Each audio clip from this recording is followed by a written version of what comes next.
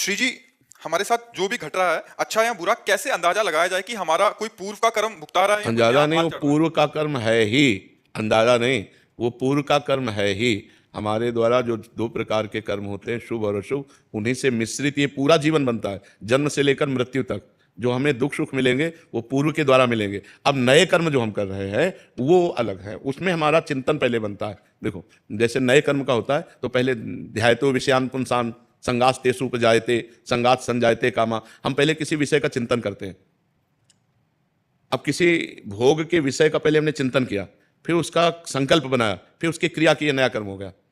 अब अचानक आप जा रहे हैं, किसी की ठोकर लगी, वो चार थप्पड़ आपके मार दिए, गाली गलौज हुआ, जिसमें आपका दिमाग नहीं लगा और घटना घट गई, ये पूर्व कर्म का हुआ। और जिसमें आपने दिमाग लगा के किया, वो नया कर्म हो गया। समझ पा रहे हैं आप? अब उस नए कर्म का, जैसे अच्छा कर्म है तो आगे अच्छा परिणाम आएगा। अभी आप अच्छा कर्म कर रहे हैं लेकिन आपकी दुखद परिस्थिति चल रही है, तो आपका पूर्व कर्म जो पाप का है वो अभी लागू चल रहा है। अभी जो कर्म अच्छा कर रहे हैं ये आगे लागू होगा जा करके। समझ पा रहे हैं आप? देखो, यहां भी कोई भी केस है 10-5 दिन में फाइनल नहीं हो जाता, वर्षों चलते हैं, मुकदमा नहीं चलते वर्षों।